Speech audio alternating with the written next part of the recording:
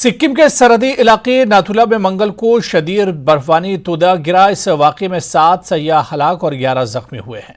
तकरीबन 80 सयाहों के फंसे होने का खदशा है।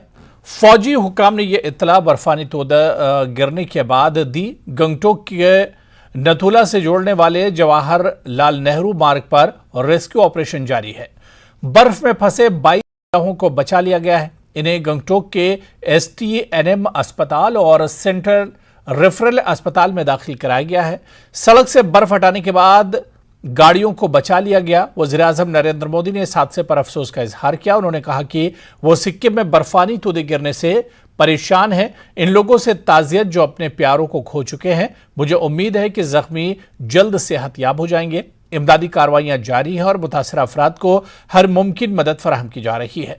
मरकज़ी वज़ीर दाखिला अमित शाह ने भी सिक्किम में बर्फानी तोदे गिरने से होने वाली अमवात पर ताज़ियत का इजहार किया।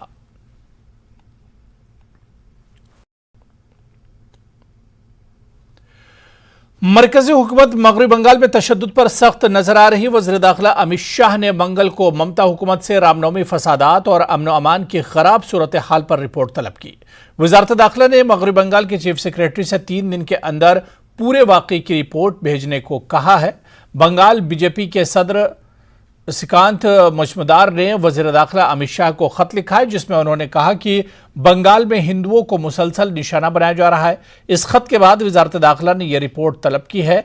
इससे पहले जुमेरात को वज़ीर दाखिला अमित शाह ने बंगाल के गवर्नर CV आनंद बोस और रियासती बीजेपी के सरबराह श्रीकांत मजूमदार से बात की और जुमेरात को हावड़ा में रामनवमी के जुलूस के दौरान 2 ग्रुपों के दरमियान तसादुम के बाद रियासत में अमन अमान की सूरत हाल का जायजा लिया।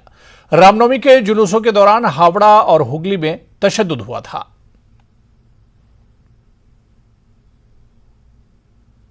बिहार के सासाराम में फिरकावाराना तशद्दुद और कशीदगी के बाद मुतासरा इलाकों में जिंदगी मुकम्मल तौर पर बहाल हो गई है। बाजार में आम दिनों की तरह चहलकदमी हो रही है। लोग अब आसानी से अपने ज़रूरियात का सामान ले रहे हैं और कामों को निपटा रहे हैं। फ्रूट मंडी भी गुलजार हो गई है। ताहम इंतजामिया अब भी हसास मकामात पर गहरी नजर रखे हुआ है। हमारे नुमाइंदे अजीत कुमार ने बाजार का जायजा लिया। रामनवमी के बाद सासाराम में 2 पक्षों में हुए हिंसक झड़प के बाद अब स्थिति काफ़ी सामान्य हुई है। मैं हूं अभी सासाराम के रेलवे स्टेशन के पास और आप देखिए किस प्रकार यहां पर रेलवे स्टेशन के पास जो है यात्रियों का आना जाना हुआ है और चहलकदमी बढ़ी है। ये सासाराम का इलाका है और सासाराम का ये धर्मशाला रोड भी है, पास में ही धर्मशाला रोड है। आप देख सकते हैं कि जो आम दिनों की तरह जो दिनचर्या है वो यहाँ आपको देखने को मिलेगा। जाम की जो स्थिति यहाँ हमेशा अमूमन रहती है, चूँकि ट्रैफिक ज़्यादा रहता है और ये पिछले 2-3 दिनों से ऐसा नज़ारा नहीं था। यहाँ सन्नाटा पसरा हुआ था, लेकिन अब स्थिति आप देख सकते कैमरे में साफ आपको दिखेगा किस प्रकार जो है सामान्य तरीके से जनजीवन पटरी पर लौटी है और लोग जो हैं अपने अपने दिनचर्या के काम में लग गए हैं। तो पूरा इलाका जो है पिछले 2-3 दिनों तक काफ़ी प्रभावित रहा, लेकिन अब जाकर स्थिति जो है पूरी तरह से ठीक ठाक हो गया है। जो दुकानें हैं वो भी अब सामान्य रूप से खुल रही हैं और जो है खरीदारी है वो सब चीज़ होना शुरू हो गया है। आप देख सकते हैं यहाँ कोई दिक्कत नहीं है। जो दिनचर्या थी वो पटरी पर लौट आई है। क्या आप कैसा है यहाँ का धर्मशाला का माहौल बहुत बढ़िया है। तो कैसा था उस समय का था कि भगदड़ हो गया था, जो शुरुआत दिन का था। अब नहीं है उसका। कैसा काम धाम शुरू हो गया? सब बढ़िया से काम चालू है। क्या कहना चाहेंगे आगे कैसा हो समय? सब समय से अच्छा रहे और बढ़िया से हो जाए आदमी। सबको लोग मिलजुल कर रहना चाहिए। मिलजुल कर रहना चाहिए। अब कोई लड़ाई झगड़ा करने से कोई फायदा है नहीं। दुकानदारी वाला आदमी बेचारा गरीब कहाँ जाएगा, किस तरह जिएगा जब दुकानें सब बंद हो जाएगा। तो क्या नाम है आपका? मेरा नाम अमन पड़ेगा। अमन है, इनका फल का दुकान है और आप देख सकते हैं कि कहना है ये दुकानदार हैं, फल बेचते हैं, लेकिन ये संदेश दे रहे हैं कि अब जो है ज़्यादा उपद्रव मचाने से कोई फ़ायदा नहीं है, शांति से रहने में ही भलाई है और शांति एक बार फिर सासाराम में लौट आई है। अजीत कुमार, न्यूज़ 18, सासाराम। तो उधर पीर को बिहार के वज़ीर आला नीतीश कुमार ने पटना के फुलवारी शरीफ में मुनक्किदा इफ्तार पार्टी में शिरकत की। स्टेज पर लाल किले का बैनर लगा था। वहीं एक दिन कबल भी नीतीश की तस्वीर पटना की सड़कों पर लाल किले के साथ चस्पा थी। बीजेपी इसे लेकर नीतीश कुमार पर तंज कर रही है, वहीं कांग्रेस किनाराकशी इख्तियार कर रही है।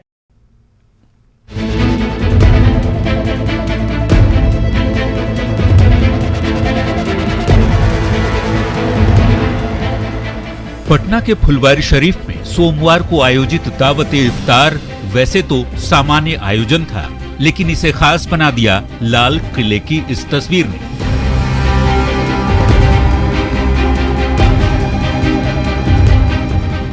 नीतीश इफ्तार में शरीक हुए, लेकिन बैकग्राउंड लाल किले वाला था और इसी पोस्टर को लेकर सियासत पटना से दिल्ली तक गर्म है।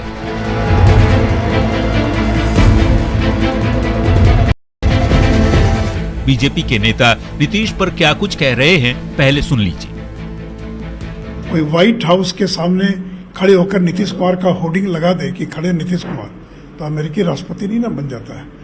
और इनको पूछता कौन है? कल ही स्टालिन ने सामाजिक न्याय पर एक अखिल भारतीय सम्मेलन किया, जिसमें वर्चुअल देश के तमाम पार्टियों के नेता जोड़े, लेकिन उसके अंदर ललन सिंह नहीं थे, उसमें कोई नीतीश कुमार नहीं थे। जो इनको लाल किला का सपना दिखा रहा है, तो पिछले बार इनको कीड़ा काटा था तो 2 सीटें आई थी, इस बार 0 सीटें जनता देगी, इतना गारंटी देता हूं। अगर डिजिटल लाल किला बना करके ख्वाब में जाए, उनको बधाई दे, तो उनको मुंगेरी लाल के हसीन सपने देखने में कौन मना करेगा। चाहे तो वो मस्जिद में ही अपना ऑफिस खोल दे। लाल किले वाले पोस्टर पर बीजेपी नेता शहनवाज हुसैन कहते हैं कि लाल किला तस्वीर से नहीं 272 से ज्यादा सीटें लाने से मिलता है, जबकि कांग्रेस नीतीश की पीएम उम्मीदवारी से खुद को अलग करती नजर आ रही है। तस्वीर लगाने से लाल किला नहीं मिलता है। लाल किला 272 प्लस सीट लाने से मिलता है। कांग्रेस का आला कमान है, फैसला करती है, प्रभावी नेता हैं नीतीश जी, इसमें कहाँ किसी की दो राय हो सकती है। लेकिन ये अभी समय नहीं है जो सवाल आप पूछ रहे हैं। लाल किले के बहाने जिस तरह से पोस्टर को लेकर सियासी बयानों के तीर छोड़े जा रहे हैं, वो 2024 की लड़ाई तक और कितनी तेज होने वाली है, इसका महज अंदाजा ही लगाया जा सकता है।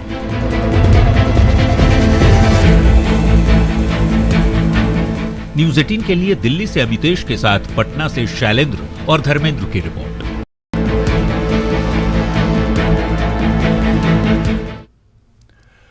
राजस्थान में कांग्रेस के खिलाफ रियासती बीजेपी का हल्ला बोल जारी है। रियासती लीडरशिप के हुक्म पर मंगल से जन आक्रोश के तीसरे मरहले की शुरुआत हो गई है। देखिए रिपोर्ट। कांग्रेस सरकार के 4.5 साल के कार्यकाल के खिलाफ बीजेपी ताल ठोक कर मैदान में आ डटी है। पेपर लीक, बिगड़ती कानून व्यवस्था, बेलगाम अपराध, महिला सुरक्षा, किसानों की कर्ज माफी जैसे कई मसलों पर बीजेपी प्रदेश सरकार को कटघरे में खड़ा कर रही है। किस प्रकार से माइनिंग हो रही है, किस प्रकार से हमारे धार्मिक त्योहारों पर प्रतिबंध लगाया जा रहा है, धार्मिक गानों पर प्रतिबंध लगाया जा रहा है, ये इस प्रकार की राजस्थान की जनता बर्दाश्त करने वाली नहीं है। अब ये आवाज और ये जोश, ये आक्रोश रुकने वाला नहीं है। राजस्थान सरकार की ईंट बजाकर भारतीय जनता पार्टी का कार्यकर्ता रखने वाला है। आप कब तक हमारे धर्म को दबाओगे? कब तक तुष्टीकरण की नीति करोगे? कब तक हमारे त्योहारों पर प्रतिबंध लगाओगे? कब तक रोज बहन बेटी बहू के साथ बलात्कार होगा?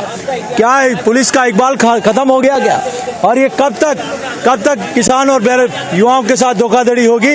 ये राजस्थान की जनता बर्दाश्त करने वाली नहीं। मंगलवार को जन आक्रोश अभियान के तीसरे चरण का आगाज हो गया। प्रदेश नेतृत्व के निर्देश पर राज्य सरकार के विरोध में जन आक्रोश महाघेराव के तीसरे चरण की शुरुआत हो गई है। आपकी टीवी स्क्रीन पर नजर आ रही तस्वीरें भीलवाड़ा और जैसलमेर की हैं। प्रदेशाध्यक्ष सीपी जोशी और नेता प्रतिपक्ष राजेंद्र राठौड़ की मौजूदगी में भीलवाड़ा में जन आक्रोश महासभा रखी गई। दोनों नेताओं को प्रमोशन के बाद मिली नई जिम्मेदारी के बाद ये पहली बड़ी आक्रोश सभा थी। इसीलिए पार्टी के पदाधिकारियों और कार्यकर्ताओं जोश गुलांची मार रहा था। प्रशासन ने विरोध की हवा निकालने के तमाम इंतजाम कर रखे थे। चप्पे चप्पे पर पुलिस तैनात थी। बैरिकेडिंग और वाटर कैनन की भी व्यवस्था थी, पर बीजेपी कार्यकर्ताओं के हौसलों पर पानी नहीं पड़ सका।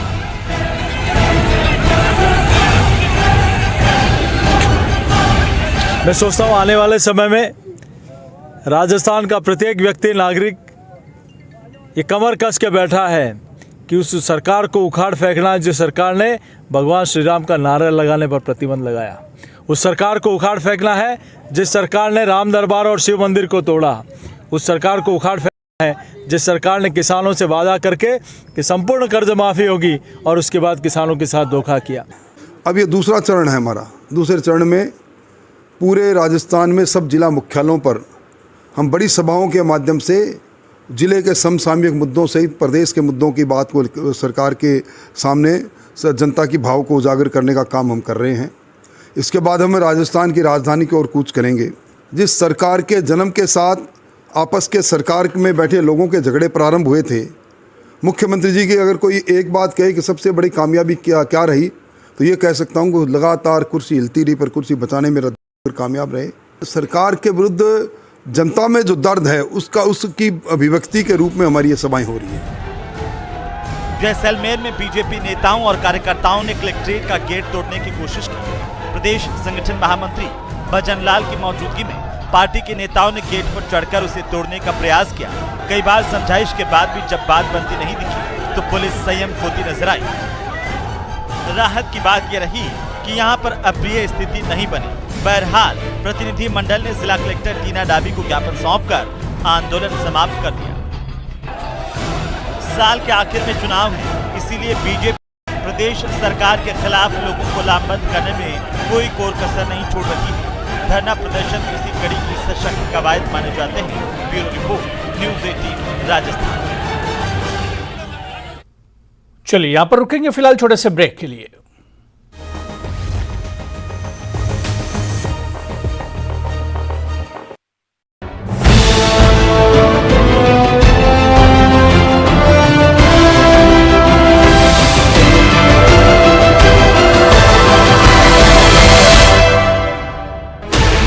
Sixteen channels, 15 languages, 26 states, 1200 plus reporters, 67 plus crore viewers. India's largest news network, News 18 Network.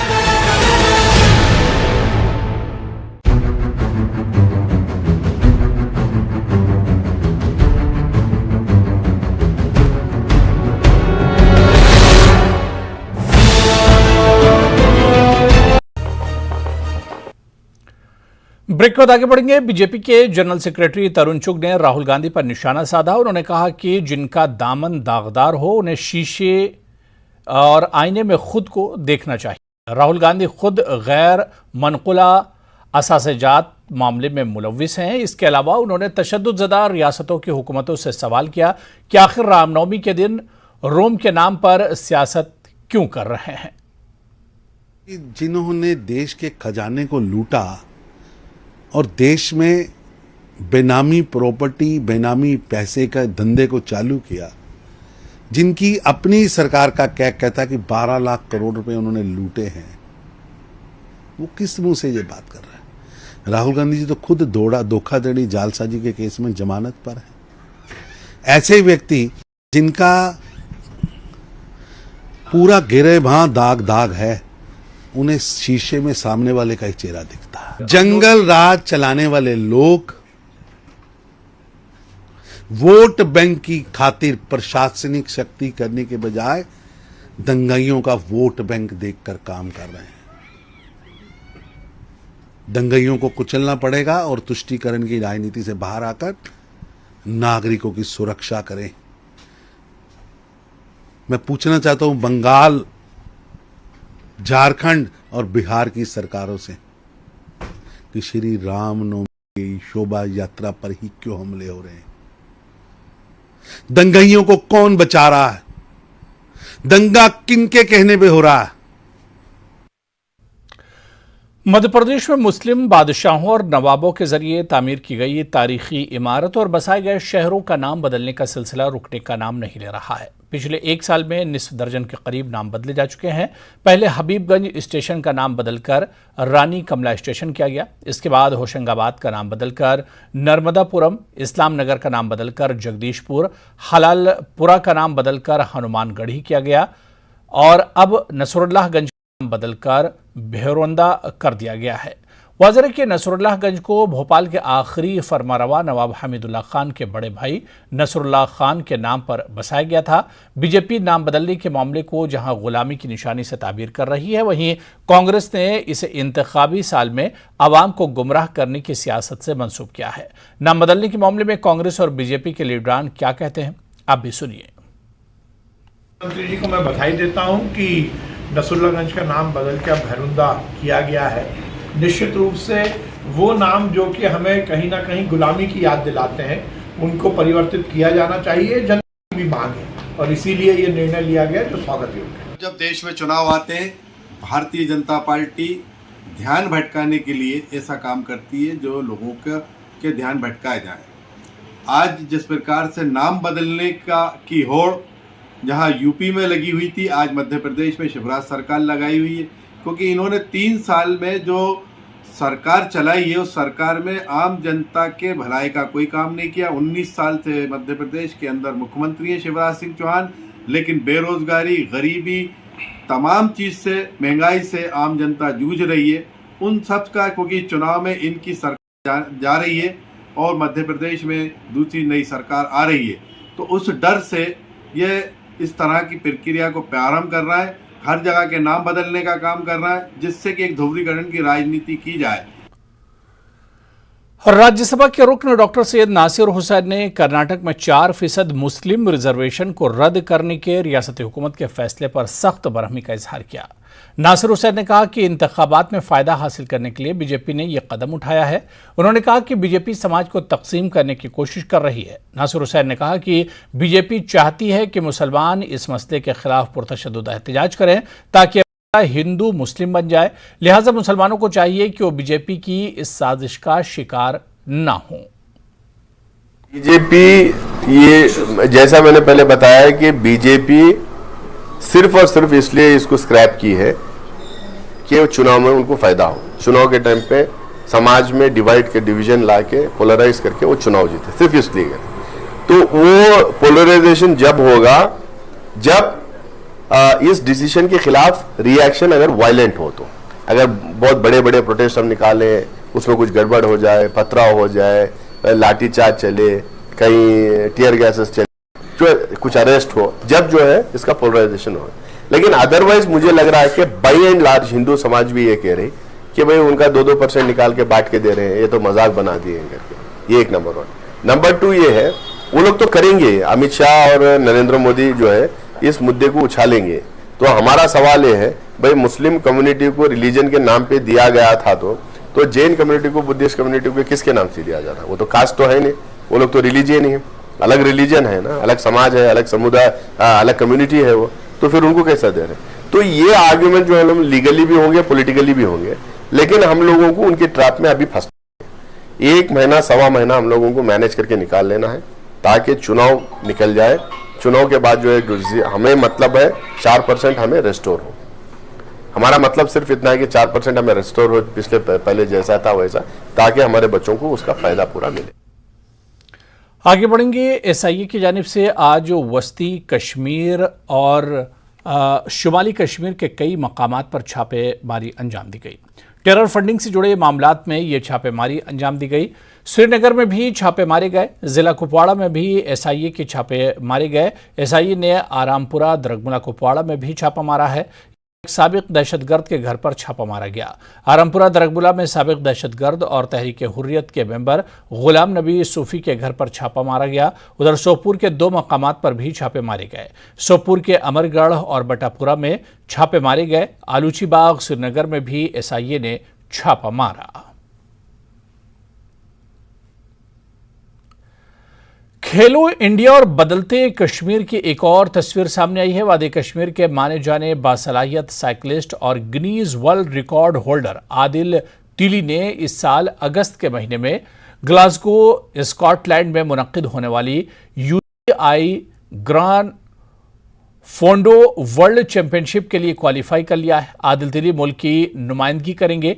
Adil का कहना है कि इन्हें आलमी सतह पर अपनी सलाहियतें दिखाने का मौका मिला है। 4 अगस्त को ग्लासगो स्कॉटलैंड में वर्ल्ड चैंपियनशिप के लिए क्वालिफाई होने पर इनकी मेहनत, लगन और इस्तेकामत का नतीजा है और अब इन्हें दुनिया के बेहतरीन साइकिलिस्ट के साथ मुकाबला करने का मौका मिलेगा, जिससे इनकी सलाहियतों में मजीद इजाफा होगा। आदिल का कहना है कि ये चैंपियनशिप इनके करियर का एक अहम लम्हा होगा और आने वाले सालों तक इसे याद रखा जाएगा।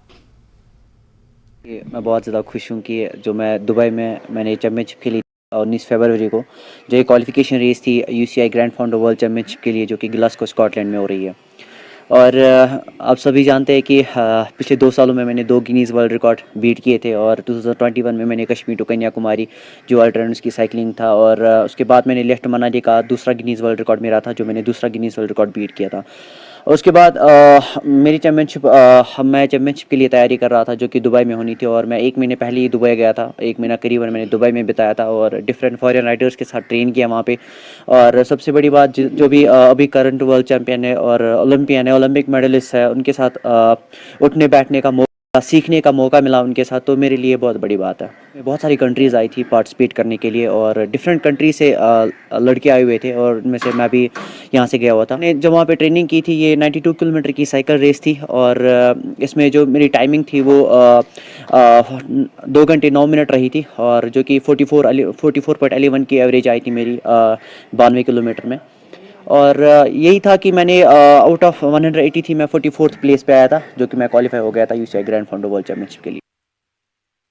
चलिए, इस वक्त बड़ी खबर आ रही है, आपको बता दें हिंदुस्तान को लेकर OIC के तबसरे की मजम्मत की गई है। सरकारी तर्जुमान श्री अरिंदम बागची ने कहा कि फिरका वाराना ज़हनियत और भारत मुखालिफ एजेंडे की मिसाल है ये।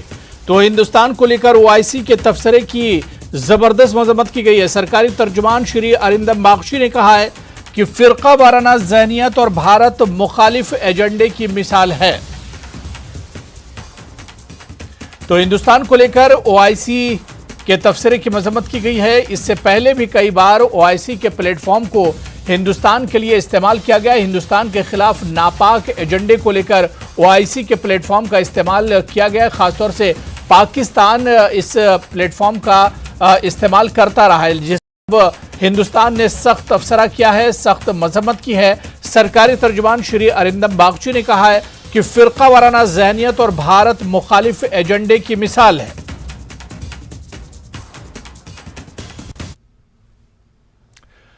चलिए आगे बढ़ेंगे। अपने वेज और नॉन वेज अचार की 100 से ज्यादा अकसाम के साथ कश्मीर का अचार बादशाह रमजान के मुकद्दस महीने में अपने मसालेदार अचार से कश्मीरियों के जायके में इजाफा करता है। हिंदुस्तान के साथ साथ बैरून मुल्क के लोग रात के खाने के साथ साथ सहरी में भी इसके अचार को पसंद करते हैं। हमारे assistant news editor Parvez Bhat की ये खुसूसी रिपोर्ट देखिए।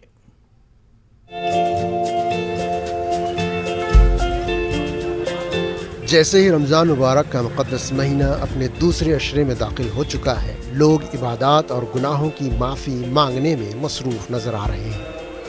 वहीं दूसरी जानिब बाज़ारों में ख़रीदारी की सरगर्मियाँ ख़ास तौर पर खाने पीने की अशिया की भरमार है। इस महीने में लोग अल्लाह ताला की रहमत के हुसूल के लिए सुबह से शाम तक रोज़ा रखते हैं। इस महीने के दौरान भी कश्मीरी लोगों की टेस्ट बर्ड मसालादार और चटपटी खानों के लिए तरसती हैं। इन दिनों कश्मीर के अचार के बादशाह हाजी गुलाम वेज और नॉन वेज दोनों किस्म के अचार की 100 से ज़ायद अक़साम तैयार की हैं।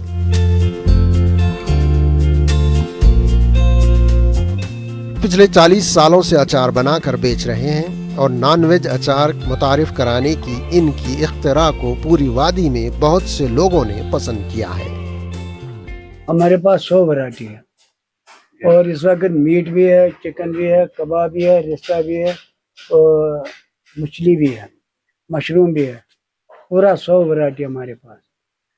रमज़ान में बहुत अच्छा काम चलता है, बहुत ठीक काम अच्छी।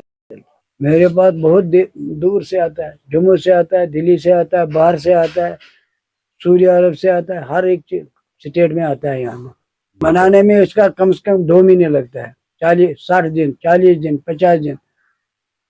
अगर ये इस वक्त कोई ग्राहक लेगा 3 महीने रहेगा। रमजान में खाता है, अचार खाता है, नॉन वेज खाता है, चिकन खाता है, गोश्त खाता है, कबाब खाता है, रिश्ता खाता है। श्रीनगर शहर के हब्बा कदल कराल खंड इलाके में वाक़ छोटी सी अचार की दुकान ग्राहकों से खचाखच भरी हुई है।